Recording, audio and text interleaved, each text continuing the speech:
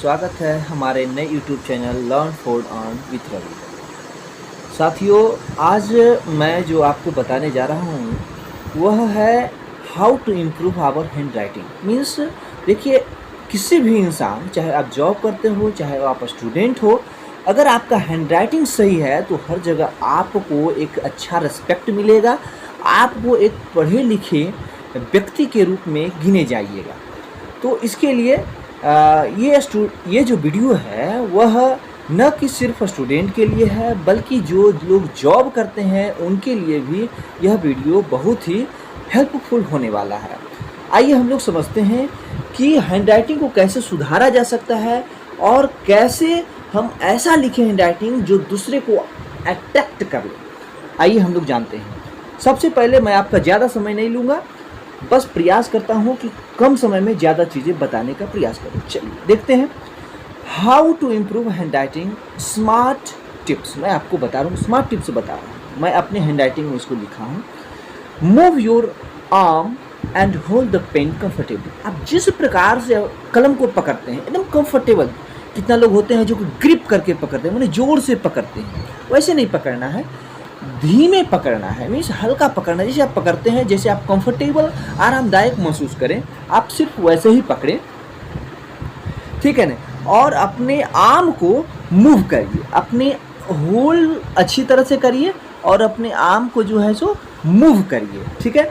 Arm को, arm जैसे कहने के मतलब जो आप हैंड लिखते हैं तो आर्म को, आर्म मीन्स बाह होते हैं, तो इसको मूव करिए। ये सबसे पहला तरीका है। दूसरा है कि अगर आप चाहते हैं कि आपका हैंडराइटिंग बढ़िया हो, खूबसूरत हो, तो इसके लिए आपको किसी भी, जैसे एक होते हैं ना कि किसी प्रकार से आपको जिस प्रकार से पकड़ते हैं उसमें चेंज करने की ज़रूरत है, ऐसा कुछ नहीं है। आप उसको चेंज नहीं कर सकते हैं, चेंज नहीं भी करिए, ये आप पर डिपेंड करता है।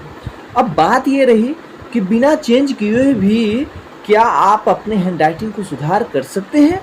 यस, बिल्कुल।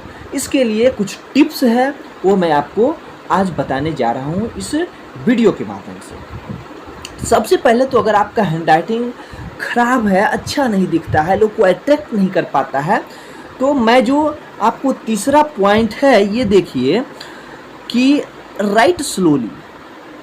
आप जो है क्या करिए, स्लोली लिखिए, धीरे धीरे लिखिए, है ना। आप जो है शुरुआत में धीरे धीरे लिखने का प्रयास करिए और आप इस प्रकार से अपने आप को महसूस करें कि आपका हैंडराइटिंग क्या हो रहा है, सुधर रहा है, आपका हैंडराइटिंग सुधर रहा है। सबसे उसके बाद जो है, उसके बाद क्या करना है, उसके बाद ये करना है कि 15 मिनट, ज़्यादा नहीं, 15 मिनट रोज़ लिखना है। 15 मिनट जो है रोज़ लिखना है और धीरे धीरे लिखना है। 15 मिनट रोज़ लिखना है और ठीक है।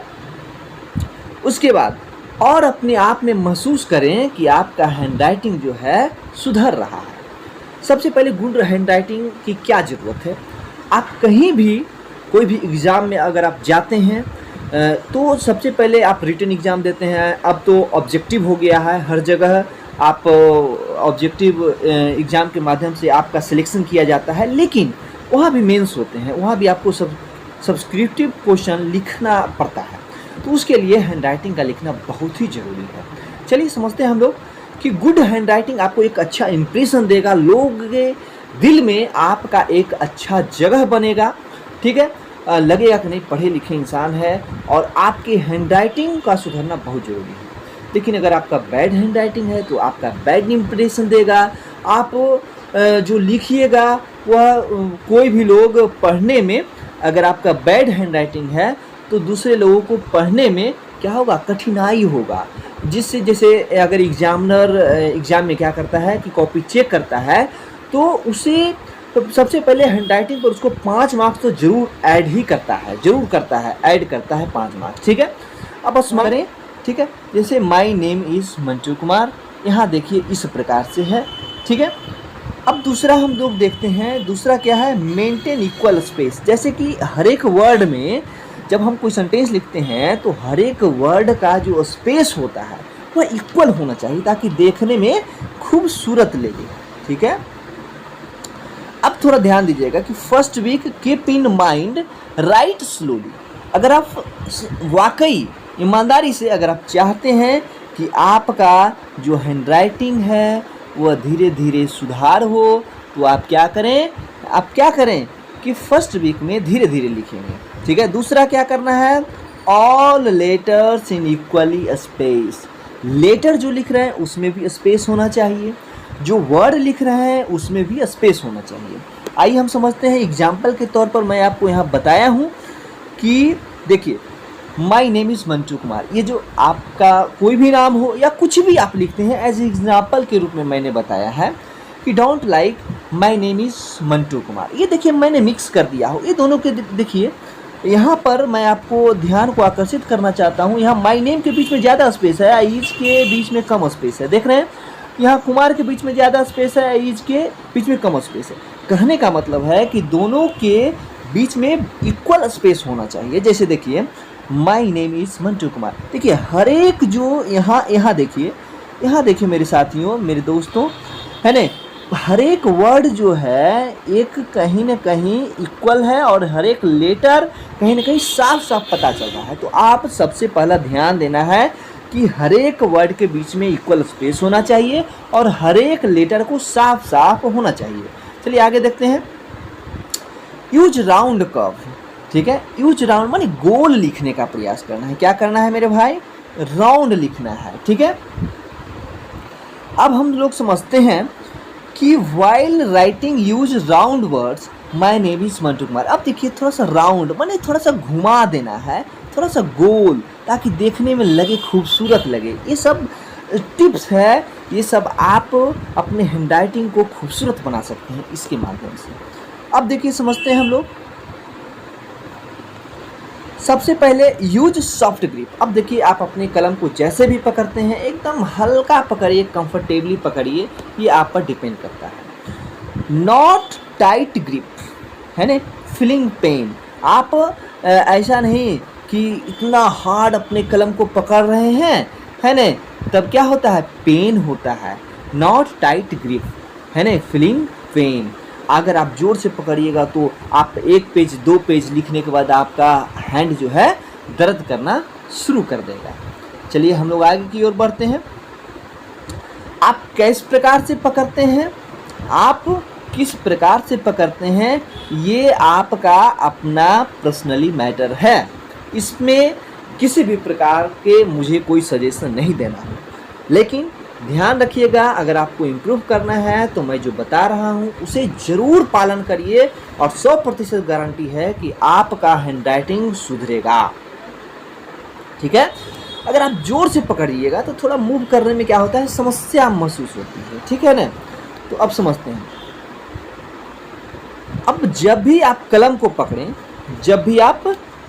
पकड़ें मेरे साथियों, तो देखिए क्या है, डिवाइड इन ओनली 3 फिंगर्स। जैसे कुछ लोग अंगूठा के बीच में, अंगूठा और फिंगर के बीच में पकड़ते हैं। ठीक है। तो वहाँ क्या होता है कि आप ऐसा पकड़ें, मुख्य रूप से 3 उंगली से ही पकड़ना है। ठीक है, ये बात ध्यान रखिए। फिर क्या है, बी स्ट्रेटली राइट। ठीक है। आप जो है कलम को जो पकड़िए, थोड़ा सा नीब के नज़दीक में नहीं पकड़िए। ठीक है, थोड़ा सा ऊपर पकड़िए, है। नॉट बी क्लोजली, माने ऐसा कुछ लोग होते हैं जो कि एकदम नीब के पास में कलम को पकड़ते हैं, वैसे नहीं पकड़िए, थोड़ा ऊपर पकड़िए। ठीक है। अब देखिए मैं आपको बता रहा हूँ आगे, maintain straight line. Maintain straight line, प्रयास करिए जब आप लिख रहे हैं तो एक सीधा लाइन हो, प्रयास करिए कि वह एक सीधा लाइन हो। जैसे कि if lining page keep later on the line and straight, माने आप जो लिख रहे हैं वह एक सीधा लाइन में होना चाहिए। If plain make with inch lining 2 side then write straightly.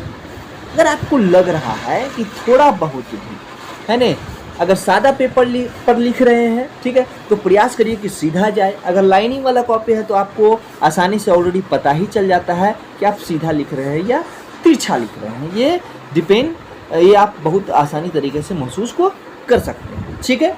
अब समझते हैं आगे।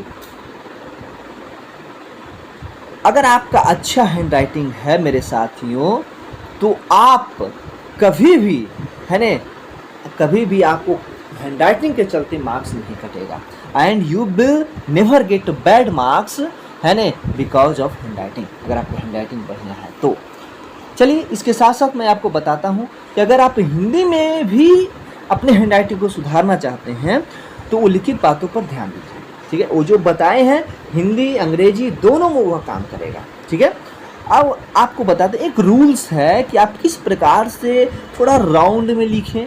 तो इसके लिए आपको नॉर्मली है कि इस प्रकार के ऐसे ऐसे ऐसे ऐसे ऐसे ऐसे एक लाइनिंग वाला पेज खरीद लीजिए और इस प्रकार से आप प्रैक्टिस करें, ठीक है, पहला।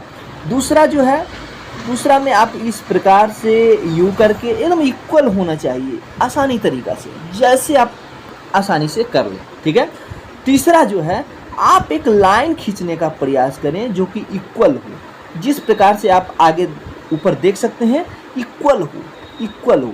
ये सब क्या करेगा, ये सब आपका मीन्स कहने का मतलब हुआ कि ये सब आपका हैंडराइटिंग इम्प्रूवमेंट में बहुत काम करने वाला है। आगे देखिए, इसमें क्या करना है मेरे साथियों, इसमें ये करना है कि उसमें जो है सीधा लाइन ऊपर से नीचे खींच रहे थे, इसमें लेसन 4 में क्या करना है कि नीचे से ऊपर इक्वल लाइन खींचना है, नीचे से ऊपर इक्वल लाइन, इक्वल होना चाहिए, ठीक है। उसके बाद क्या करना है, लेसन 5 मेक राउंड जीरो। अब देखिए क्या है, लेसन 5 में क्या करना है कि आपको जीरो लिखना है। जीरो समझ रहे हैं, जीरो को गोल गोल के रूप में लिखने का प्रयास करना है, जीरो।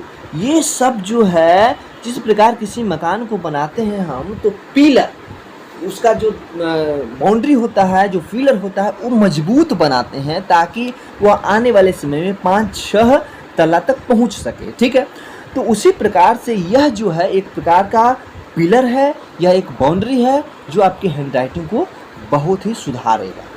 चलिए साथियों, अगर हमारे नया चैनल है ये मेरा, अगर आप थोड़ा सा भी बढ़िया लगे तो ज़रूर सब्सक्राइब करें, लाइक करें, बेल आइकॉन घंटी को दबाएं मेरे साथियों, मुझे सपोर्ट करें। मैं नया नया यूट्यूब चैनल पर आया हूँ साथियों। देखिए, अगला हम जो देख रहे हैं क्या है कि write every letter slowly and round, either Hindi और इंग्लिश। देखिए, सबसे पहले जी क्या है कि आप कुछ भी लिखें, हिंदी या इंग्लिश में लिखें, आप स्लोली लिखें और गोल गोल लिखने का प्रयास करें और अपने आप में महसूस करें कि आपका हैंडराइटिंग सुधर रहा है। चलिए हम लोग आगे की ओर देखते हैं, समझते हैं। आप अपने एग्ज़ाम में अच्छे मार्क्स आप इसके माध्यम से पा सकते हैं। जैसे कि बस इतना ही मेरे साथियों, हैंडराइटिंग के लिए इतना ही बहुत काफ़ी है, ठीक है। आगे जो है मैं आपको अगले यूट्यूब चैनल में बताऊंगा। तब तक के लिए धन्यवाद, शुक्रिया, गुड बाय, धन्यवाद, थैंक यू सो मच।